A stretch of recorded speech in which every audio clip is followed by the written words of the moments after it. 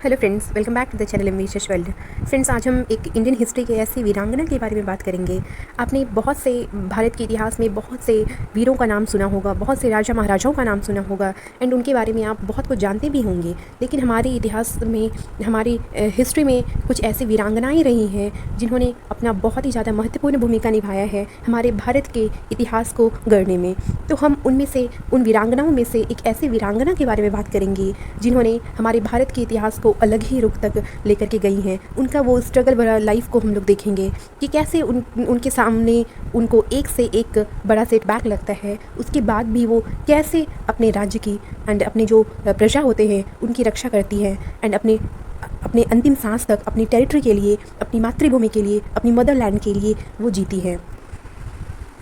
आप में से बहुत से लोग रानी लक्ष्मीबाई के बारे में सुने होंगे एंड आपने रजिया सुल्तान के बारे में भी आपने सुना होगा। लेकिन जो राजमाता अहिल्याबाई होलकर हैं, हमारी महान वीरांगना अहिल्याबाई होलकर हैं, इनके बारे में शायद ही हम बातें करते हैं और इनकी कहानी हमने सुनी होते हैं। लेकिन ये एक ऐसे वीरांगना रही हैं जिन्हें हमें भूलना हमारे लिए बहुत ही दुख की बात होगी एंड इनको याद करना और इनके स्ट्रगल को देखना, इनका स्ट्रगल भरा लाइफ से हमें सीख लेना, ये हमारे लिए बहुत ही बड़ा लेसन होने वाला है।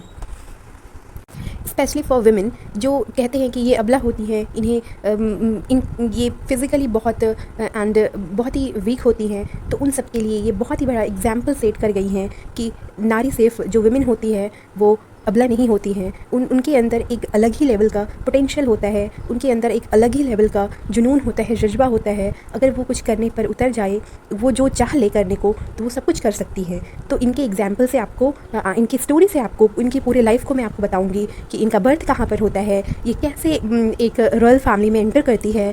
पहले ये एक ऐसा नहीं है कि इनका बर्थ ही किसी प्रिंसेस की तरह होता है, किसी राजघराने में, ऐसा बिल्कुल भी नहीं है। इनकी स्टोरी एक विलेज गर्ल से शुरू होकर कैसे ये राजमाता अहिल्याबाई होलकर कहलाती हैं, यहाँ तक का स्टोरी जो है पूरा मैं आपको बिल्कुल ही इंटरेस्टिंग वे में आपको सुनाने वाली हूँ।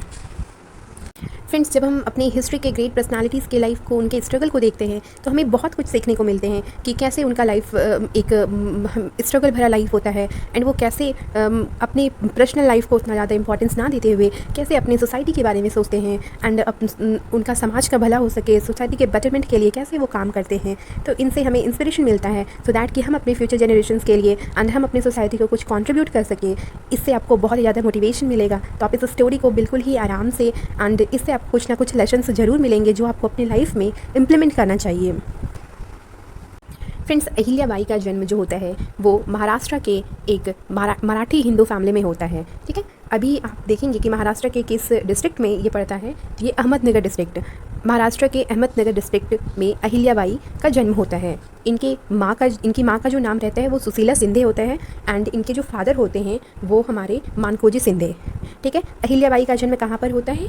अहमदनगर डिस्ट्रिक्ट ऑफ महाराष्ट्र में होता है। ये एक मराठी हिंदू फैमिली में जन्म लेती है। इनके फादर का नाम मानकोजी सिंधे एंड इनकी मदर का नाम सुशीला शिंदे। फ्रेंड्स, ये जो अहिल्याबाई होती हैं, इनके टोटल जो होते हैं वो 5 भाई होते हैं एंड ये एक उन 5 भाई की एक बहन होती है अहिल्याबाई। ठीक है, और ये भाई लोग जो भी होते हैं इनको तो बाहर में इन्हें शिक्षा एजुकेशन दिया जाता है, लेकिन उस वक्त का जो हमारी इंडियन सोसाइटी थी उसमें गर्ल्स को एजुकेशन के लिए उतना प्रमोट नहीं किया जाता था। तो इसलिए इनके जो पापा थे मानकोजी सिंधे, वो अहिल्याबाई को घर पर ही उन्हें एजुकेशन देते हैं। दोस्तों, अहिल्याबाई बचपन से ही भगवान शिव की बहुत बड़ी भक्त रहती हैं। उन्हें बचपन से ही भगवान शिव की पूजा आराधना करना उन्हें बहुत पसंद होता है और वो बहुत सारे जो हमारे हिंदू पुराणों में गीता होते हैं एंड जो भी रिलीजियस टेक्स्ट होते हैं उन्हें वो पढ़ा करती हैं। वेद एंड जो भी और चीज़ें रिलीजियस टेक्स्ट होते हैं उन सबको पढ़ा करती हैं, क्योंकि उनका बचपन से ही पढ़ाई में और भगवान शिव की आराधना करने में उन्हें इंटरेस्ट होता है। मानकोजी सिंधे जो हैं उन्हें घर पर ही अपने अहिल्याबाई को पूरी तरीके से शिक्षा देने का कोशिश करते हैं, क्योंकि बाहर लड़कियों को उस वक्त के टाइम पे उन्हें एजुकेशन बाहर देना उस तरह से अलाउ नहीं किया जाता था, इसलिए वो घर पर ही उन्हें एजुकेट करने का कोशिश करते हैं। अहिल्याबाई के जो पिता होते हैं, फादर होते हैं, वो गांव के पाटिल होते हैं, कुछ एक हेड टाइप के होते हैं। वो कहीं ना कहीं गांव में उनका कहीं एक तरह से बहुत अच्छा पोजीशन होता है एंड एक बहुत ही अच्छा सोसाइटी में उनका स्टेटस भी होता है। और अहिल्याबाई बचपन से ही बहुत ही बहादुर और उन्हें वेद पुराणों में उन्हें रिलीजियस जो चीज़ें होती हैं उसमें बहुत ही ज़्यादा उन्हें इंटरेस्ट होता है। फ्रेंड्स, अब तक तो अहिल्याबाई एक विलेज गर्ल की तरह है। मैंने अभी तक जो आपको स्टोरी सुनाई है वो उनका महाराष्ट्र में अहमदनगर में बर्थ हुआ है। उनके फादर मदर उनको धीरे धीरे बड़े कर रहे हैं एंड वो अभी लगभग 7 से 8 साल की अभी हुई हैं और गांव में एक बहुत ही सुशील और बहुत ही करेजियस एंड ब्रेव गर्ल की तरह वो देखी जाती हैं। और इसके साथ ही साथ उन्हें पढ़ाई में भी बहुत ज़्यादा इंटरेस्ट है एंड पूरे गाँव में उनका कहीं ना कहीं बहुत ही अच्छा, उन्हें सब कोई अहिल्याबाई को एक अलग तरीके से उन्हें देखते हैं, एक अलग नज़रिए से उन्हें देखा जाता है। अब हम आपको ये बताएंगे कि कैसे वो एक गांव की विलेज गर्ल होकर के अब वो कैसे धीरे धीरे राजघराने की तरफ उनका कदम बढ़ेगा। और अंतिम में हम इस स्टोरी के अंतिम छोर में आप ये देखेंगे कि कैसे वो राजमाता अहिल्याबाई होलकर कहलाती हैं। तो अब कहानी शुरू होता है हमारा होलकर फैमिली से। फ्रेंड्स, अगर आपने इंडियन हिस्ट्री को पढ़ा है तो उसमें जो अगर आपने मराठा किंगडम को पढ़ा है उसमें भी स्पेशली अगर आपने वो पेशवा का टाइम पढ़ा है जिसमें कि मराठा जो पूरा एम्पायर है, मराठा एम्पायर, वो बहुत सारे डिफरेंट कॉन्फेडरेसीज में डिवाइड हो जाते हैं। मीन्स एक बड़ा सा जो मराठा का टेरिटरी है उसको डिफरेंट टेरिटरी में पार्ट्स में डिवाइड कर दिया जाता है, जिसको हम लोग मराठा का कॉन्फेडरेसी बोलते हैं। और वो अलग अलग पार्ट अलग अलग रूलर के हाथों में दे दिया जाता है, लेकिन वे ओवरऑल मराठा जो पेशवा हैं उनके अंडर ही वो आते हैं। उन्हीं कॉन्फेडरेसीज में से, उन्हीं पार्ट में से एक पार्ट हमारा इंदौर का होता था। इंदौर पे कौन रूल कर रहे थे? होलकर्स रूल कर रहे थे। आपको ये हिस्ट्री के लिए भी बहुत ज़्यादा इंपॉर्टेंट है। डिफरेंट कॉम्पिटेटिव एग्जाम्स में यहाँ से क्वेश्चंस पूछे जाते हैं, तो आप उसके लिए भी प्रिपेयर कर सकते हैं। एंड आपको स्टोरी की तरह आपको मैं बताते जा रही हूँ। तो मराठा के डिफरेंट कॉन्फेडरेसीज में से एक कॉन्फेडरेसी जो था वो हमारा इंदौर था। इंदौर में होलकर्स रूल कर रहे थे। फ्रेंड्स, ये टाइम है जब पेशवा कौन थे? हमारे पेशवा बाजीराव फर्स्ट थे। उनका जब रूल चल रहा था तभी वहीं इंदौर में जो होलकर डायनेस्टी रूल कर रहा है उस होलकर में से कौन थे? उस टाइम के रूलर कौन थे? तो मल्हार राव होलकर थे। मल्हार राव होलकर इंदौर के रूलर थे पेशवा बाजीराव फर्स्ट के टाइम पे। एक दिन जब मल्हार राव जो इंदौर के राजा हैं वो पेशवा का जो उस टाइम पे जो सीट था वो सभी को पता है, वो पुणे में रहा करते थे। तो पुणे की तरफ बढ़ रहे थे। जब पुणे की तरफ बढ़ रहे थे तो बीच में ही एक विलेज आता है चंडी, वहीं पर वो रेस्ट करने के लिए रुक जाते हैं। एंड उसी टाइम पर क्या होता है कि वहाँ पर उस विलेज में एक टेम्पल रहता है, शिव मंदिर रहता है। वो वहाँ पर ऐसे ही प्रणाम करने के लिए भगवान शिव का दर्शन करने के लिए जाते हैं। और उसी वक्त जो हमारी अहिल्याबाई हैं वो वहाँ पर भगवान शिव का भजन गा रही होती हैं और उनकी आराधना कर रही होती हैं। तो जब मल्हार राव अहिल्याबाई को देखते हैं, उनके पहले भजन को सुनते हैं, तो वो बहुत ही ज़्यादा मनमुग्ध हो जाते हैं कि ये सोचते हैं या इतनी छोटी उम्र में इतनी छोटी बच्ची इतना मधुर स्वर में भगवान शिव का भजन गा रही हैं और इतनी सच्ची निष्ठा से भगवान शिव का पूजा कर रही हैं, तो कितना ये इनके अंदर क्वालिटीज़ होंगी, कितना ये गुणी लड़की है। तो इस तरह से उनके दिमाग में थोड़ा ख्याल आता है। अब मैं बात करती हूँ जो मल्हार राव हैं, मल्हार राव होलकर जो इंदौर के राजा हैं, उनके एक बेटे भी हैं। उनका नाम खांडे राव होलकर है। मल्हार राव होलकर वो ये जानते थे कि उनके जो बेटे हैं खांडे राव होलकर, उनका उतना ज़्यादा दिलचस्पी जो ये सत्ता है, रूल करना, ये रूलिंग, ये इन सब चीज़ों में, पॉलिटिक्स में उतना ज़्यादा उनका इंटरेस्ट नहीं है। तो उन्हें अपने बेटे के लिए एक ऐसी बहू चाहिए था जो बहुत ही ज़्यादा, जिनके अंदर क्वालिटीज़ हो, जो बहुत ही ज़्यादा ब्रेव हो, एनकरेजियस हो। तो उन्हें लगता है कि अहिल्याबाई शायद उनके बेटे के लिए बहुत अच्छी बहू साबित होने वाली है। तो उनके दिमाग में ऐसे ख्याल आते हैं और वो गाँव वालों से पूछते हैं कि लड़की किनकी है। तो गांव वाले बताते हैं कि वो मानको जी जो हमारे सिंधे हैं उनकी बेटी है। फ्रेंड्स, इस प्रकार जो मल्हार राव होलकर हैं वो अपने बेटे के लिए प्रपोज़ल लेकर के जाते हैं मानकोजी शिंदे के घर पे। तो मानकोजी शिंदे बहुत ही खुशी खुशी से वो अपनी बेटी का जो शादी है वो मल्हार राव के बेटे के साथ करने के लिए तैयार हो जाते हैं। तो इस तरह से उस वक्त जो इन दोनों का एज होता है, खांडे जी राव जो होलकर होते हैं उनका महज 8 से 9 साल एज हो रहा होता है। एंड जो अहिल्याबाई होती हैं इनके 6 से 7 साल, ऐसे 7 से 8 साल इस तरह के एज हो रहे होते हैं। दोनों के इस एज में शादी करा दी जाती है। इस तरह से अहिल्याबाई का एक विलेज गर्ल से अब एक रॉयल फैमिली में वो एंटर करती हैं। वहाँ से उनका सफ़र स्टार्ट होता है। अब ये एक रॉयल फैमिली में आ चुकी हैं। अब धीरे धीरे हम देखेंगे कैसे ये राजमाता अहिल्याबाई होलकर कहलाती हैं। फ्रेंड्स, 1733 में इन दोनों का शादी हो जाता है, खांडे जी राव होलकर एंड माई अहिल्याबाई की। इन दोनों का शादी होता है। फिर उसके बाद इन दोनों का एक बेटा होता है और एक बेटी होती है। जो बेटा होता है उनका नाम रहता है हमारा मालोजी होलकर। इनका बर्थ 1745 में होता है। एंड इनकी एक डॉटर होती है, उनका नाम रहता है मुक्ताबाई होलकर, जिनका बर्थ 1748 में होता है। फ्रेंड्स, ये है हमारे मालोजी होलकर। ये किनके बेटे हैं? अहिल्याबाई और खांडे जी राव होलकर के बेटे हैं। और ये है मुक्ताबाई जो डॉटर है अहिल्याबाई एंड खांडे जी राव होलकर के। फ्रेंड्स अब इन दोनों का शादी हो चुका है और एक बेटा और एक बेटी भी हो चुके हैं। इस तरह से धीरे धीरे जो पहले खांडेराव होलकर को ये राज इन सब चीज़ों में उन्हें इंटरेस्ट नहीं था अपने राजपाट में, धीरे धीरे इनके शादी होने के बाद वो अहिल्याबाई से बहुत ज़्यादा इंस्पायर होकर के उन्हें इन सब राज्य काज में उन्हें इंटरेस्ट आ जाता है खांडेराव होलकर को। वो फिर एक कहीं ना कहीं रिस्पॉन्सिबल रूलर बन जाते हैं और अपने प्रजा और अपनी सोसाइटी के लिए बहुत अच्छा काम करते हैं, उनके भलाई के लिए, उनके बेटरमेंट के लिए। अब वक्त आता है कि अब जो हम अहिल्याबाई हैं, अहिल्याबाई होलकर अब ये बन चुकी हैं। पहले वो एक विलेज गर्ल थी अहिल्याबाई, जो कि शिंदे फैमिली में उनका बर्थ हुआ था। अब अहिल्याबाई होलकर ये बन चुकी हैं। इनके लाइफ में इन्हें फर्स्ट सेटबैक लगना अब स्टार्ट होगा। इसके बाद ये धीरे धीरे एक के बाद एक से बड़े एक सेटबैक को ये झेलती हैं, उन सारी प्रॉब्लम्स को ये से जूझती हुई कैसे खुद को संभालती हुई आगे बढ़ती हैं और एक कैसे एक वीरांगना अब जो अपने भारत के इतिहास में इतना स्वर्ण अक्षरों में अपना नाम अंकित करवा जाती हैं, जिन्हें भूलना हमारे बस की बात नहीं है। फ्रेंड्स ये टाइम है 1754 का, जब इनके जो हस्बैंड है अहिल्याबाई होलकर के जो हस्बैंड है खांडेराव होलकर, ये एक बैटल में जाते हैं और वहीं पर अनफॉर्चुनेटली ये इनका डेथ हो जाता है, मीन्स ये मारे जाते हैं। 1754 ये टाइम रहता है, जिसको हम लोग पॉपुलरली बैटल ऑफ कुंभेर के नाम से जानते हैं। आपने हिस्ट्री पढ़ा होगा तो आपको पता होगा। खांडेराव होलकर का डेथ जो होता है वो मारे जाते हैं कब? बैटल ऑफ कुंभेर में, जो कि राजस्थान में प्लेस पड़ता है।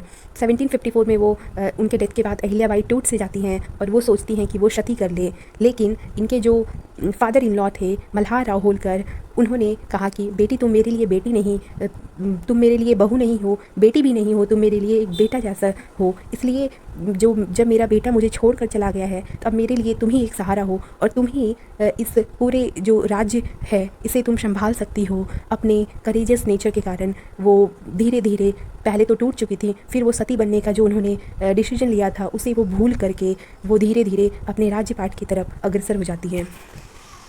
फ्रेंड्स जब 1754 में खांडेराव होलकर के वो अब मर चुके हैं तो उनके बाद फिर से जो मल्हार राव होलकर हैं, जो अहिल्याबाई होलकर के जो फादर इन लॉ हैं, वो सत्ता पे आते हैं एंड उन्हें राज्यपाट में अपना दिलचस्पी दिखाते हैं और धीरे धीरे वो अहिल्याबाई होलकर को भी ट्रेन करना शुरू कर देते हैं।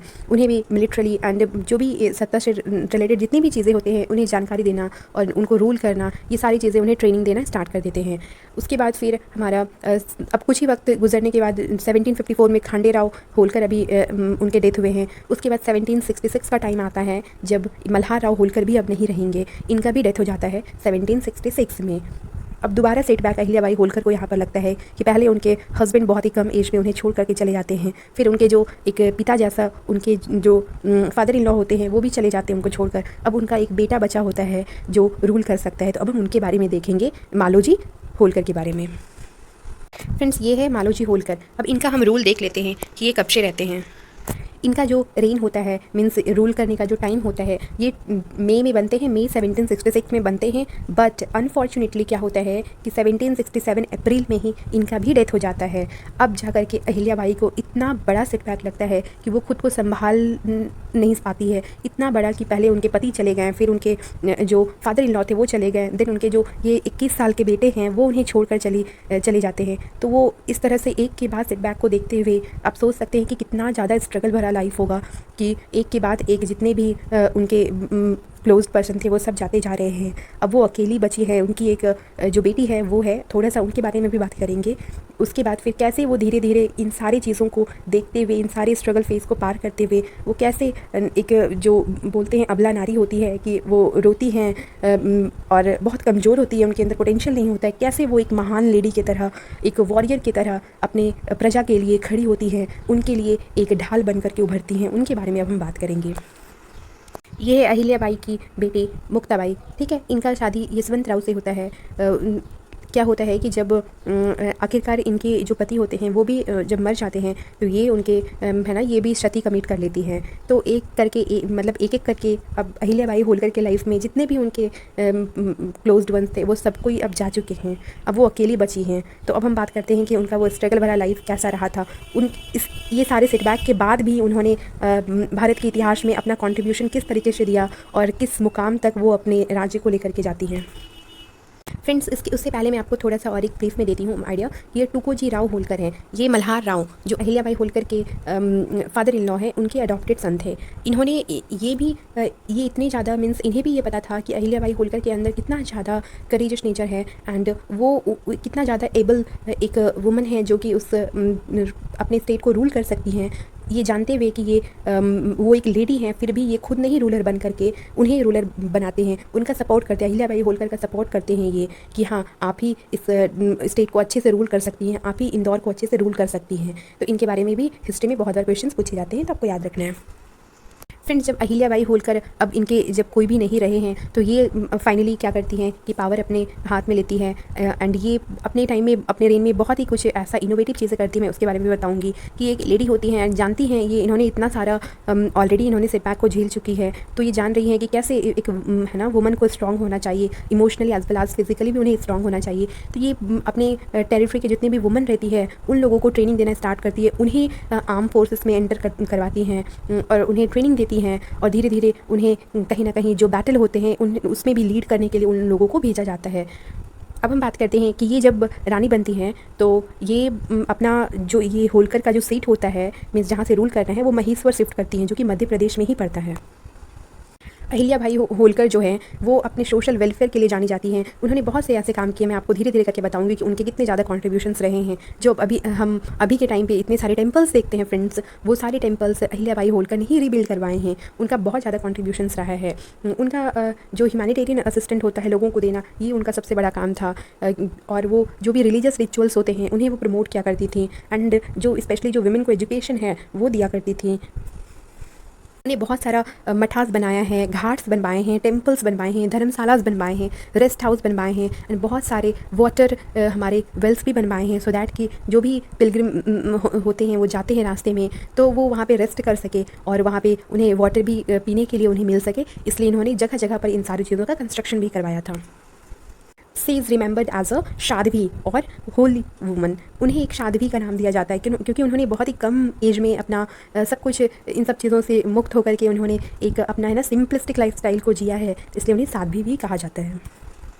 फ्रेंड्स अब हम अहिल्याबाई होलकर की मिलिट्री कॉन्क्वेस्ट के बारे में बात करते हैं कि वो एक लेडी होते हुए अपने इतने सारे सेटबैक्स को देखते हुए कैसे वो मिलिट्रली इतना स्ट्रांग होती है कि वो बड़े से बड़े राजा का भी वो सामना करने के लिए वो एबल थी। तो फ्रेंड्स ये थर्ड बैटल ऑफ पानीपत के टाइम पे जब पूरा जो मराठा एम्पायर पूरा एकदम डिवास्टेटेड हो चुका था, उस टाइम पे जो चुंदावत थे जयपुर क्लैन से बिलोंग करते थे, ये कहीं ना कहीं होलकर की तरफ कुछ करना चाहते हैं, होलकर को अपने कैप्चर में करना चाहते हैं। तो जब वो देखते हैं कि ये जो हमारे जब ये देखते हैं कि टुकोजी राव भी यहाँ पर नहीं है तो वो धीरे धीरे अपना कहीं ना कहीं डोमिनेशन वहाँ पर इस्टेब्लिश करना चाहते हैं। लेकिन जो अहिल्याबाई होलकर होती हैं वो बहुत ही एकदम ब्रेवली उनका सामना करते हैं और रिसोर्सेज का कमी होने के कारण भी वो बैटल जीत जाती हैं।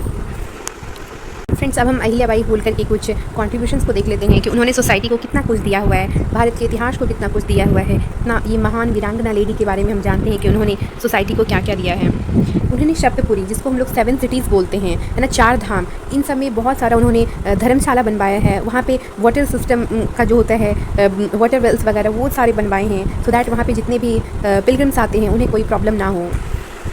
फ्रेंड्स उन्होंने उज्जैन में 4 मंदिर बनवाए हैं और एक चैरिटेबल बिल्डिंग भी बनवाए हैं। अयोध्या में उन्होंने 4 राम मंदिर बनवाए थे और चैरिटेबल बिल्डिंग्स बनवाए थे। मथुरा में उन्होंने मंदिर घाट वगैरह बनवाए थे। हरिद्वार में उन्होंने घाट बनवाए हैं, चैरिटेबल हाउस बनवाए हैं। उनका कंट्रीब्यूशन 4 धाम, जो हमारा इंडिया का जो 4 धाम है उनमें से जो ये 2 धाम हैं हमारे, एक बद्रीनाथ और जगन्नाथपुरी। बद्रीनाथ में उन्होंने 5 धर्मशाला बनवाए थे और 8 चैरिटी बिल्डिंग्स बनवाए थे, सो दैट कि वहाँ के पिलग्रिम्स आसानी से वहाँ जाकर के भक्ति अपना साधना कर सके। जगन्नाथपुरी का बात करें तो वहाँ पर भी उन्होंने बहुत सारा गार्डन लैंड बनवाए थे, वहाँ पर भी उन्होंने धर्मशाले बनवाए थे।